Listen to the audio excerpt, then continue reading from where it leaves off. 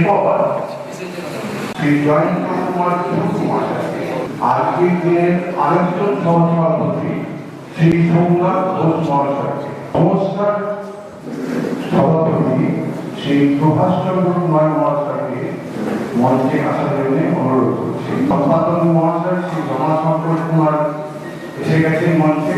এবার ব্যাচ পড়াবেন সম্পাদক রমাশঙ্কর কুমার মহাশয় এবং প্রভাষ চন্দ্র কুমার মহাশয়।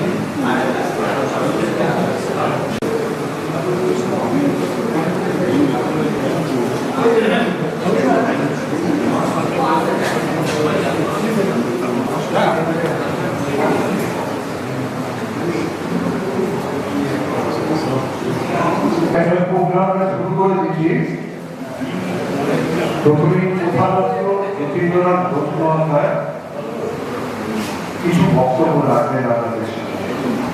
আমি শ্রী যতীন্দ্রনাথ ঘোষ আজ থেকে প্রায় ৪২ বছর আগে, মানে ৪ দশক আগে, বাবার হাত ধরে এই সদ্গোসভায় আমার প্রবেশ। বাবাকে কথা দিয়েছিলাম প্রয়োজনে সদ্গোসভার হাল ধরব।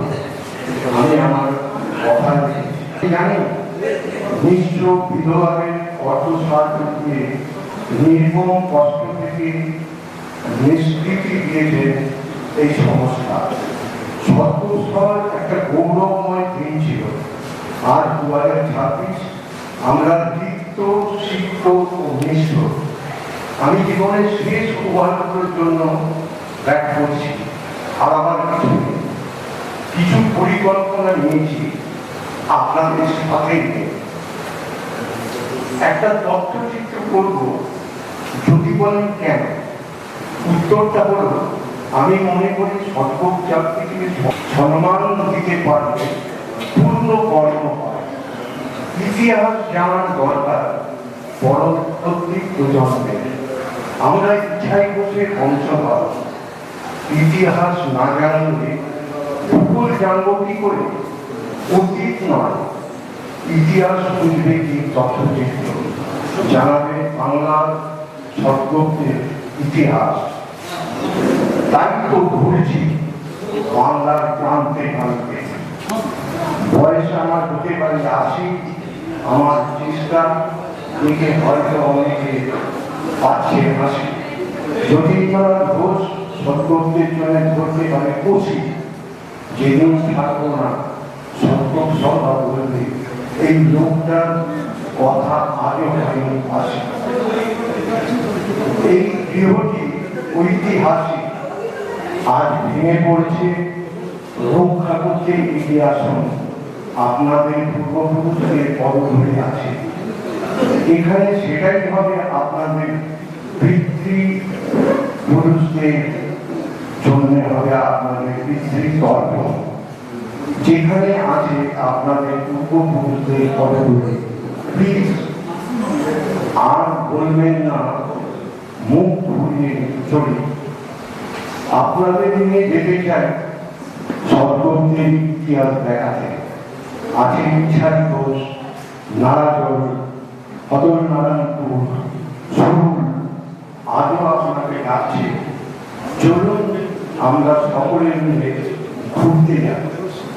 অফিসিক সার্টিফিকেটের জন্য প্লিজ যোগাযোগ করুন যতীনবাবুর সাথে এই নম্বরে 9674035978।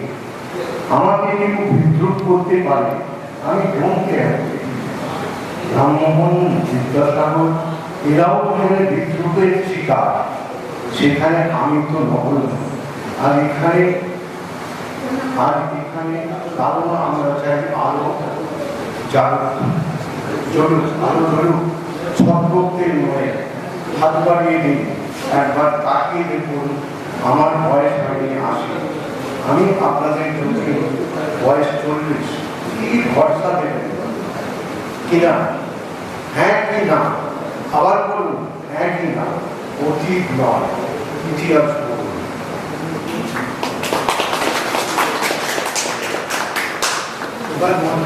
এবার মঞ্চে আছেন রণজিৎ নিয়োগী। ইনি হচ্ছেন আমাদের এই প্রোগ্রামটার ডাইরেক্টর। শুনুন তার বক্তব্য, একটু বলবেন।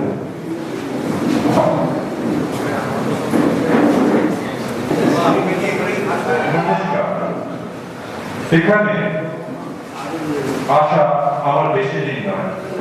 এই বছর দিনটা ছিল 2026 11 জানুয়ারি। আমি কৃতজ্ঞ এই সভায় আসার জন্য আমার ভাই শঙ্কর সুর আর আমার দাদা প্রদীপ সুরের কাছে। তার ওরা আমাকে বলেছিল যে আমরা সদ্য এবং আমাদের সদ্যে একটা সভা আছে। পরবর্তী প্রজন্ম আমরা জানি না যে সদ্য সভা কি আর সদ্য কার। এখানে আমি এলাম, আমরা দেখলাম আমার ভীষণ বিচ্ছিন্ন ভাবে পড়ে গেছে। সেদিন আমি বলেছিলাম আমরা কি সবাই এক জায়গায় আসতে পারি না? তখন অনেকে আমাকে বলেছিল আরে চেষ্টা করে আপনি তো দেখতে পারেন। আমি চ্যালেঞ্জ হিসেবে নিয়েছিলাম। পেয়েছিলাম একজন ভদ্রলোক। সেই ভদ্রলোক বয়স হতে পারে 80, কিন্তু উনি আমায় এই 2 মাসে ওনার যাত্রা সারথি করে দিয়েছেন। আপনাদের সঙ্গে আমার চৌকিক আলাপ তো দূরের কথা, মৌখিক আলাপও নেই। আর মৌখিক আলাপ করতে করতে আপনারা আমার ভীষণ কাছে হয়ে গেছে। ঠিক সেই গানটার মতো তারে আমি চোখে দেখিনি, তারে আমি একটু একটু করে ভালোবেসেছি। বিখ্যাত কৈশোরের গান। এই গানটা বিবাহ হয়ে গিয়েছিল আমার। আছেন সদ্য সবাই, যার সঙ্গে আমার আজ প্রথম আলাপ, রমা শঙ্করদা আছেন, প্রভাস কুমার হাজরা আছেন, সদ্যতে সত্যিকারের একজন তরুণ রমা শঙ্কর বাবু, যিনি শঙ্কর বীজের চা কিভাবে একটি গাছে 2 রকম ফল বা ফুল হতে পারে উনি 60 সাল থেকে লড়াই চালিয়ে আছেন। এনাদের হয়তো শারীরিক ভাবে বয়স বেড়েছে, কিন্তু মানসিক ভাবে বয়স বাড়েনি। স্যালাড জানাই সেই মানুষগুলোকে এসেছেন সুশোভ ঘোষ মণ্ডল। হয়তো আমি অনেকের নাম নিতে পারবো না, এই পরের সময় যদি আমাকে কেউ এখানে অ্যালাউ করেন নিশ্চয়ই তাদের সঙ্গে পরিচয় হয়ে যাবে আমাদের। আর আপনারা যদি আমাকে গ্রহণ করেন দেখবেন আমি গর্ব করে তাদের নামগুলো বলছি। আছে সোমনাথ দা, আছে জয়ন্ত কুমার সুর, আছে সোমনাথ ঘোষ, আছে এক সময় এখানে নাটক করতেন। ওনার অভিনয় দেখার কথা ছিল রামকৃষ্ণদেব। উনি হচ্ছেন মহেন্দ্রলাল সরকারের নাতি অরূপ কুমার সরকার। আছে 50 বছর ধরে গান গাইছেন মানবেন্দ্র বাবু বর্মাসে, ওনার শিষ্য বিভাস কুমার হাজরা। আমি ব্যক্তিগতভাবে একটা নামগুলো বলছি কেন না, আমাদের এখানে শব্দতে অনেক গুণী মানুষ আছে, কিন্তু তারা হারিয়ে ফেলছি। এখানে আছে মনোরঞ্জন হাজরা। আর সব থেকে ভালো লাগছে আমাদের ডাকে সাড়া দিয়ে এক বাঁকুড়ার বদলনারায়ণপুর অদ্ভুত একটি গ্রাম শব্দতে, যে গ্রামে আছে মন্দির আর মন্দির, আছে কৃষ্টি সংস্কৃতি। সেখান থেকে এসেছেন আমাদের অসীম বাবু। অসীম বাবু আসতে পারেননি, উনি একটি কোন কারণে আটকে গেছেন। আমি যতগুলো নাম বলার চেষ্টা করছি, আছে বিএসএনএল এর সঙ্গে যুক্ত উনিও। যাও আমি সবার প্রসঙ্গে চলে আসি। আমরা এই শব্দ বহুবক রত্ন সম্মানটা কেন দিচ্ছি? শুধুমাত্র কি আপনাদের প্রতিভার জন্য দিচ্ছি? না, এটা দিচ্ছি শব্দ সভায় আমাদের বাপ ঠাকুরদা পদধূলি পড়েছিল তাদের অনেক স্মৃতি। ভোগদার আমাদের মাথা নাড়ছে, সেটা আমার ভালো লাগছে। এই স্মৃতিগুলো প্রত্যেকটা ইট গাছ যে কথা বলে এখানে, এই ইট গাছগুলো শুধু কথা বলে না, আমাদের পরবর্তী প্রজন্মকে জানাতে হবে যে আমরা একটা শব্দ বলে আমাদের একটা স্বজাতি আছে, যে স্বজাতির ইতিহাস হচ্ছে ইছাই ঘোষ, যে স্বজাতির ইতিহাস হচ্ছে মহেন্দ্রলাল সরকার, যে স্বজাতির ইতিহাস কিন্তু ইয়ারকিমালার নয়, যেখানে যাদবরা পশ্চিম ভারতে শ্রীকৃষ্ণের বংশধর, আমরা এই যুগে তারাই শব্দ ভুলে গেলে চলবে না। আহির বলে একটা জাত আছে, তারা কিন্তু ঘোষ গোয়ালা, এবং আমরা মনে করি যে জাতি স্বজাতিকে সম্মান দিতে না পারে সেই জাতি কোনোদিন এগোতে পারে না। স্বজাতিকে যদি সম্মান না দিতে পারি, আমরা জানবো না আমাদের ইতিহাস, আর আমরা যদি ইতিহাস না জানি আমাদের ভূগোলকে জানবো কি করে। এখানে অনেকেই আছে তাদের বাবা বাড়িটা রক্ষা করে গেছে, এখানে আছে যেমন ভগবানপুর হোক বা সুশোভন বাবু হোক বা সোমনাথ বাবু, এই সোমনাথ বাবু হয়তো তাদের বাবা বাবু প্রত্যেকের হয়তো নিজস্ব পৃথিবীতে একটি বাড়ি আছে, আর সেই বাড়িটা সেই ইতিহাস পড়েছিলেন বলে আজকে এই ভূগোলে আপনারা দাঁড়িয়ে বাড়ির তলায় ফ্যানের ছাদের তলায় পাওয়া টাকা, যদি এখন সবার ঘরে এসি, কিন্তু আমি জানি এখানে অনেকেই আছে সেই এসি পদ্ধতি পছন্দ করে না। যে ভাবে একটু বেশি বলে দিচ্ছি, তবু আমি চাইবো এখানে আমাদের আরেকটা আয়োজন আমরা করেছি, সেটা হচ্ছে তথ্যচিত্র। তথ্যচিত্র কেন করছি? আমরা যদি আমাদের তথ্য জানতে না পারি, আমাদের জাতির তথ্য জানতে না পারি, তাহলে আমরা এগোবো। আর তথ্য ব্যাপারে তো অসুবিধা নেই জানতে, আমি বলছি না সকালবেলা মুনাল ঘোষ কি গেছে জানার দরকার নেই, মোহাম্মদ ব্যানার্জি কতটা হাঁটে জানার দরকার নেই, কিন্তু এখানে আস্তে আস্তে লক্ষ্মীনারায়ণ সাহেব ওই দিলে ভাইরা কি করে কত সুন্দর করে এই তথ্যটা জানলেও পরে আমাদের জীবনটা বা জীবনে কোনো তথ্য আমাদের সমৃদ্ধ করবে। আজকে জ্যোতিবাবুকে আমি বলেছিলাম এই ব্যাপারটা করে, ওখান থেকে দেখছেন বিধি নিয়োগী বাবা ছিলেন স্বাধীনতা সংগ্রামী, আজকে অনেকের এখানে ধুলো পড়েছে। আমরা চাই, আমি হয়তো এখানে এসেছি যদি জ্যোতিবাবু দাঁড়িয়ে যান বা আপনারা যদি না চান আমি হয়তো ধূমকেতুর মতো বিদায় দেবো, কিন্তু আমি বলবো যে আপনারা আসুন, এই বাড়িটাকে হারিয়ে দিতে দেবেন না। যে ভদ্রলোক এই বাড়িতে তখন দান করেছিলেন, আপনারা ভাবতে পারছেন কত ইচ্ছে কত স্বপ্ন নিয়ে এই বাড়ি থেকে করেছিলেন।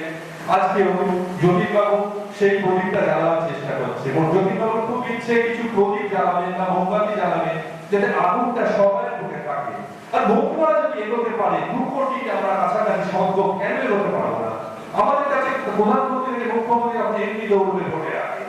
আজকে সদ্গম সভা ও বিশেষ সার্টিফিকেট কাছাকাছি এসে গেছে, সদ্গম সভা এসে গেছে, তাদের সুমেনিয়ার করেছে। আর অদ্ভুত ব্যাপার, এই মানুষটা স্ত্রী মারা গেছে, স্ত্রী বিয়ে করেছে, ওনার মেয়ের হাত আজকে পড়ে গেছে, ওনার একটি পা আজকে নেই, কিন্তু উনি চলেছে এগিয়ে। আর এই মানুষটাকে দেখেই আমার উদ্বুদ্ধ হওয়া, এই নবীন মানুষটিকে আমি বলবো আপনি এগিয়ে চলুন, আমরা সদ্গম সভার সঙ্গে আমরা সব সময় আপনার পাশে আছি, ছিলাম, আপনারা বলবেন, আর আমি যেহেতু নতুন আমি বলবো আছি, আপনারা আশা করি সমর্থন করবেন। এই বিল্ডিংটার অবস্থা খুব খারাপ, আপনারা এই বিল্ডিংটার দিকেও সবাই মিলে একটু তাকান। আছেন প্রভাস বাবু,